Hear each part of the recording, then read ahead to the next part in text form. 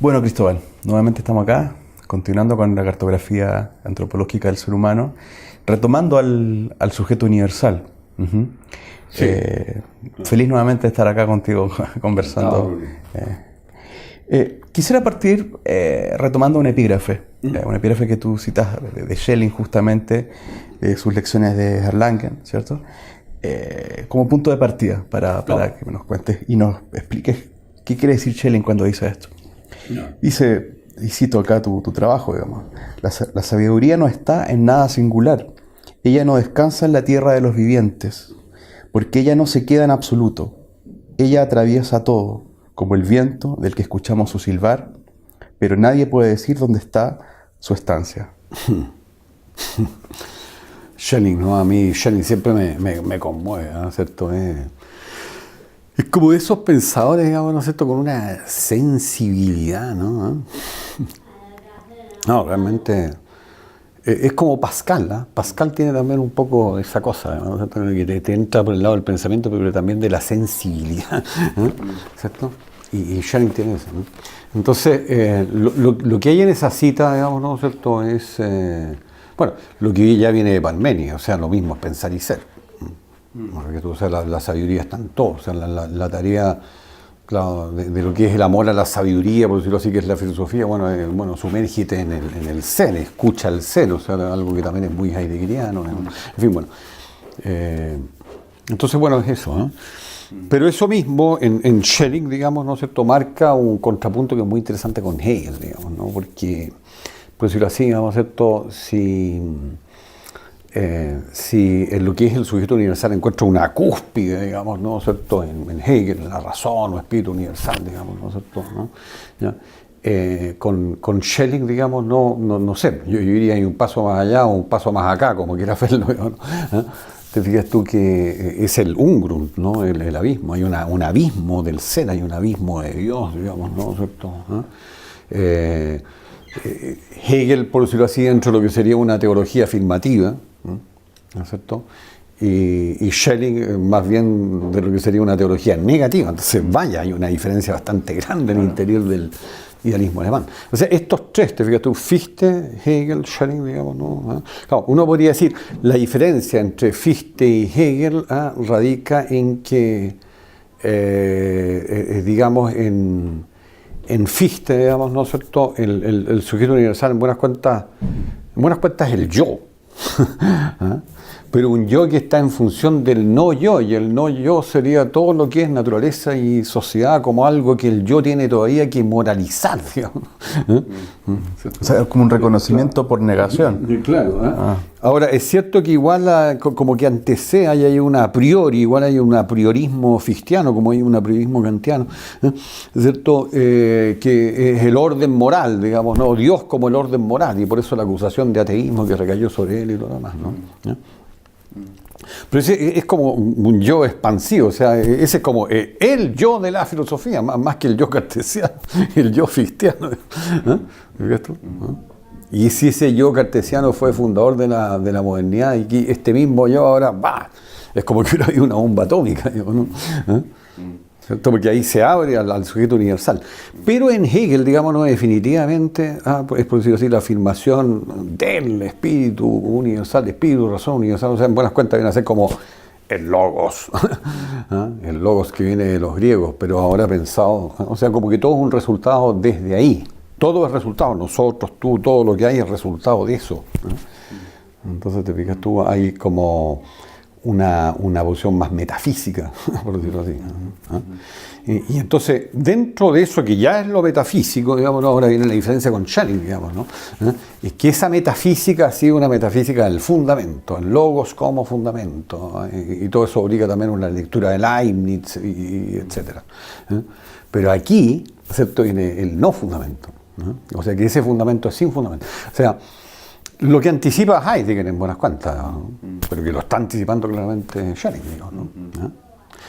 Y que le da entonces la impronta teológico negativa, digamos, ¿no?, a Schelling, a diferencia de Hegel, que sería claramente teólogo afirmativo.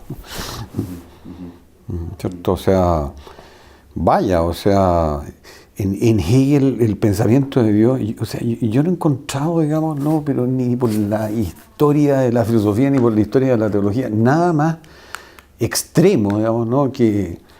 O sea, que yo creo que, no sé, pues en la época de la Inquisición habría terminado, pero de todos modos en la hoguera, digamos, ¿no? De todos modos.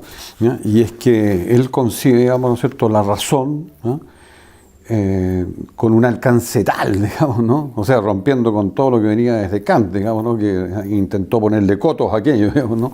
¿Cierto?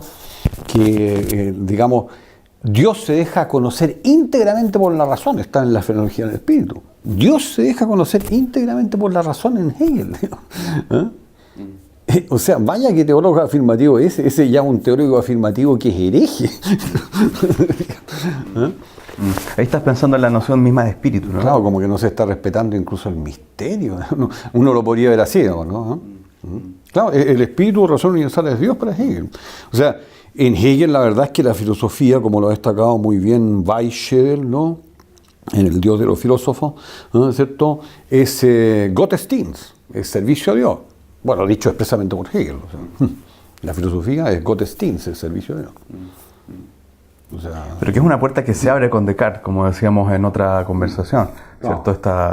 Este giro en el cual Descartes ya corrobora la existencia de Dios, pero a partir del uso de sus propias facultades, bajo un principio de causalidad probablemente inicial, ¿cierto?, de la razón. Claro. Pero en Hegel esta radicalidad cobra otra dimensión. Claro. Porque viene a ser como resultado, como dice él mismo, ¿no? Todo es resultado de aquello, ¿no? Todo lo que está sucediendo acá, en naturaleza y sociedad, que son como, por decirlo así, digamos, las dos caras que tiene como el ser, como se manifiesta, este espíritu razón universal, y que se centraliza particularmente en el Estado, o sea, la noción de Estado en Hegel, digamos, ¿no? El Estado como la encarnación del espíritu razón universal, digamos, ¿no? O sea, en ese sentido, en relación a ese pensamiento del Estado, uno podría decir en medio de la modernidad, digamos, no, yo diría que es como de las cosas más admirables en Hegel. A mí eso me conmueve como ciudadano. ¿Eh? Que alguien haya logrado una noción de Estado como la que tiene Hegel es una cosa impresionante. Porque te fijas tú, el Estado es todo. ¿Eh? Porque es la encarnación del Espíritu, o sea, de Dios en la tierra, el Estado. ¿Eh? Entonces, claro, el Estado mismo queda extrapolado, digamos, en otra dimensión. ¿No? Ahora, esa otra dimensión, eso también es otro avance increíble que hay en Hegel. Esa otra dimensión no es otra dimensión, porque en Hegel lo que se estaba barajando es una trascendencia inmanente. O sea, claro, es el universal concreto, como dice él también. Este es el universal concreto. Entonces, claro, son tremendos logros del espíritu universal, lo que estamos destacando, la noción de Estado, ¿no? Esta trascendencia inmanente, o sea, el Geist ya no es simplemente Geist, sino que es Weltgeist. Ese espíritu del mundo, no es simplemente espíritu de no sé dónde, en otra dimensión sobrenatural, superespíritu, no, es espíritu Weltgeist, del mundo. Ese también es un paso impresionante. ¿Y de por ahí la conexión que hace o el interés que toma Heidegger justamente en Hegel? ¿Por lo del Estado? O esa condición de arrojo. Bueno, lo que pasa es que esa noción de Estado, en realidad... Cuando uno va haciendo las asociaciones de historia y de filosofía con la historia de Occidente, la humanidad, bueno, que sea una historia más que nada, claro, si tú quieres, estoy hablando ya de una historia eurocéntrica, ¿no? Porque, bueno, te fijas tú, pero bueno, que estamos hablando de Hegel, de todos estos personajes, no vamos a estar hablando de una historia de otro continente, ¿no? Sí, claro, sucedió ahí. Bueno. Entonces, claro, en esta historia eurocéntrica, si tú quieres, el Estado, ¿no?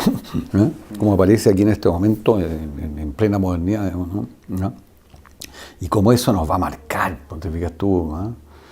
Y va a marcar a Alemania, obviamente, ¿no? Porque entonces aquí es algo, no sé, pues metafísico, ¿no? Una metafísica del Estado es lo que está surgiendo, digamos, ¿no? Una metafísica del Estado. Algo que se podría escribir de ese modo, ¿no? Metafísica estatal. Eso sí que suena raro, metafísica estatal. Bueno, metafísica del Estado. Alguna vez un historiador decía en este tiempo Alemania no era más que una nación, era una idea. ¿No? Claro. Era una idea, digamos. Claro. Ese será como el rendimiento que tiene justamente todo este pensamiento universal, ¿cierto? Claro, y ese otro rasgo de Hegel, ¿no? Que son, te fijas tú que cada uno tiene como sus cosas notabilísimas. Yo no soy hegeliano, la verdad, pero me llaman la atención estas cosas. O sea, alguien que pispa el acontecer histórico de una manera increíble. Porque en realidad es la época, o sea, viene terminando la época de Federico II el Grande, el fundador de Prusia. Y antes de Prusia, Alemania no era nada, bueno, o sea, en términos así de poder. Una relación muy indirecta, así, reinos dispersos, alemanes, digamos, ¿no?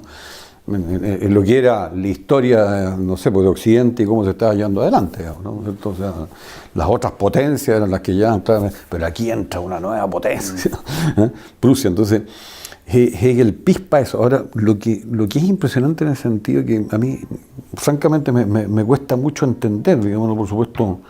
Un historiador siempre va a hablar, digamos, ¿no? con mucho más autoridad que cualquier cosa que pueda decir uno. Pero ¿cómo Hegel no tiene ningún problema en felicitar la invasión napoleónica? Está terminando la Frenología del Espíritu 1806, digamos, que bueno, fecha de su publicación. Entonces sale a recibir ahí en Jena, sale de su gabinete de trabajo en la universidad a recibir a Napoleón, que viene entrando en la ciudad de Jena.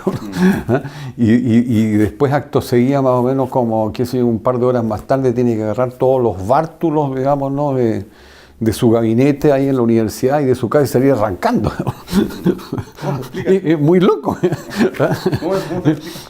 Es que además en términos de la vida personal, digamos, ¿no? De cada cual, como vida personal, la vida personal de Hegel, digamos. Vaya que impresionante. Porque es casi como loco para uno, digamos, ¿no? O sea, como...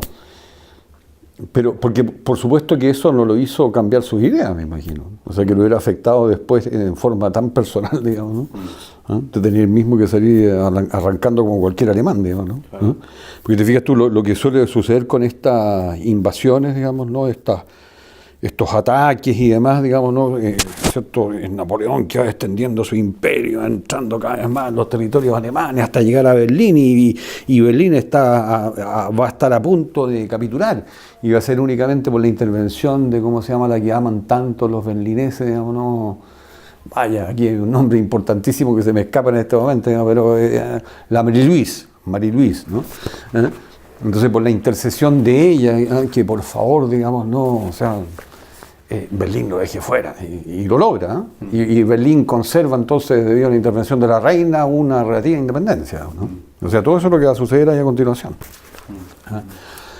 Pero que Hegel haya felicitado a eso, sí, eso es impresionante. O sea, este filósofo del Estado, y del Estado prusiano, que haya tenido, o sea, ¿qué pasaría en esa época con Napoleón? Entonces, esas coordenadas, esas claves de la historia, bueno, como que se le escapan un poco, Habría que dedicarse mucho al tema para entrar así a hacer como una diferencia ahí como sutil, como con muchos matices, porque Fichte no.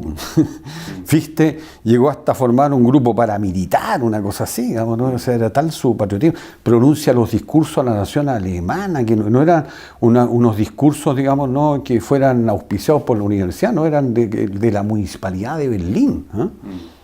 ¿Ya? Y entonces, ¿y qué es lo que son los discursos? Que uno los lee, pero son como de una dimensión metafísica. Es una arenga, es una arenga militar, pero metafísica. ¿Te fijas tú? Y ahí aparecen todas estas afirmaciones que, claro, que van como en la misma dirección de lo que estamos diciendo, de que, qué sé yo, que lo alemán es el pueblo originario, es das Urvolk. Fíjate, Lo alemán es das Urvolk, el pueblo originario. Todas esas cosas, vaya, o sea, al final está el nazismo. Claro, bueno, ahí está el punto que yo te señalaba, la conexión que uno podría hacer hacia Heidegger, justamente con esta idea de pueblo, que a propósito de la reciente publicación de estos cuadernos negros, estos libros negros, va apareciendo esta sensación de conexión, no solamente con una idea filosófica, sino con una idea de pueblo, de Estado, de gobierno, ¿cierto? Hay algo en común, tú sientes, entre un Hegel, un Heidegger, ¿cierto? Precisamente respecto de esta noción de pueblo alemán, de Estado? Yo creo que sí, o sea, sin duda, salta a la vista. O sea, toda una conexión, digamos, ¿no? Que claro, uno podría decir Fichte, Hegel, Nietzsche, de una u otra forma, sí, y por supuesto que sí, la bestia rubia, etcétera, ¿eh? Todos estos conceptos que alcance tiene, en fin, ¿no? ¿Ya?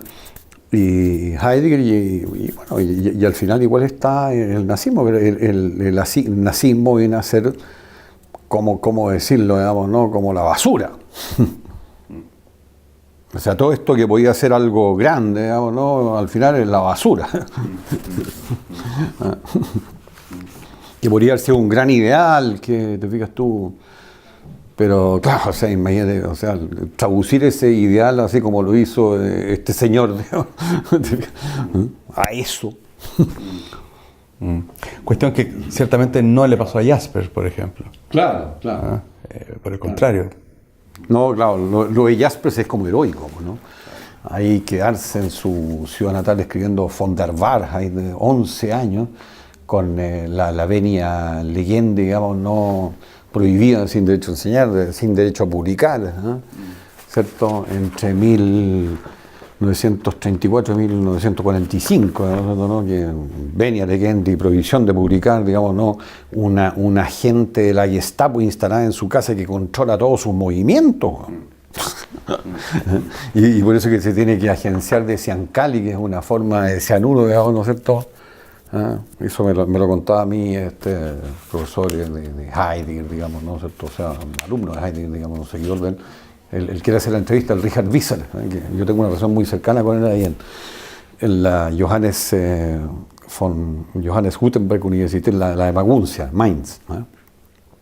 Entonces él me contaba, digamos, ¿no? De que un íntimo amigo de Jaspers, ¿no? De la ciudad de Worms, que era un empresario, digamos, ¿no? Que tenía como una fábrica de detergentes, digamos, ¿no? Y era de origen judío, digamos, ¿no? Entonces, justamente en esa fábrica de detergentes le consiguió Ciancali, una forma de cianuro.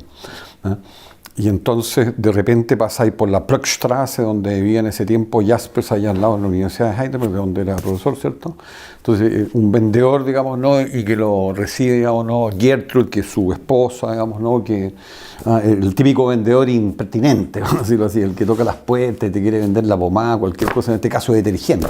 Entonces ella se trata de deshacer de él, así como que llegara, no sé, por uno de estos grupos evangélicos, muy penoso eso, pero claro, suele suceder que uno de repente, a lo mejor por curiosidad, ya le da la entrada, pero y tienes luego ahí en una reunión, digamos, ¿no? Con la Biblia en mano, escuchando, no sé qué, en fin. Entonces, claro, se trata de deshacer de él, digamos, ¿no? Y Jasper se escucha desde arriba. Entonces, cuando uno entra en esa casa es muy interesante ver esto porque es una especie como de palacete, así, ¿no? Bueno, es una mansión, ¿cierto? De varios pisos, así, con una escalera por dentro, así, ¿no? Y escucha desde arriba y uno lo ve al Carl Jaspers, ¿no? Al entrar a la casa, como que lo ve, ¿no? Entonces, que deje pasar nomás al vendedor. Y lo deja pasar y dentro de la caja de detergente venía el cianuro. Entonces, claro, son dos situaciones, si tú haces el contraste entre Heidegger y Jaspers, que fueron además íntimos amigos, pero son dos versiones tan distintas de todo. Así pues. Bueno, sin duda que esta noción de Heidegger las vamos a revisar con más tiempo también en otro momento de esta cartografía, justamente cuando nos acercamos a este pensamiento, ¿cierto? Muchas gracias, Cristóbal. Así, lo digo.